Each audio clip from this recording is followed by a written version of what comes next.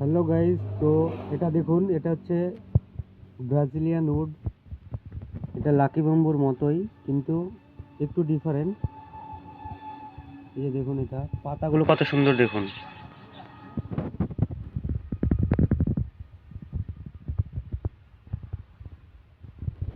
অসম্ভব সুন্দর লাগে এগুলো। এগুলো ঘরে বা অফিসে টেবিলে রাখতে পারেন, যেখানে খুশি রাখতে পারবেন। এগুলো ঘরের ভিতরের গাছ। খুবই অল্প পরিমাণ জল দিতে হবে এবং সাপ পাউডার মাঝে মধ্যে এগুলোতে স্প্রে করা লাগে, তাহলে এগুলো সুস্থ স্বাভাবিক থাকে।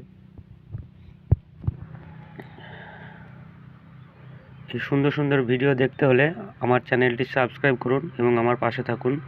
সবাইকে অসংখ্য অসংখ্য ধন্যবাদ। ভিডিওটি শেষ পর্যন্ত দেখবেন।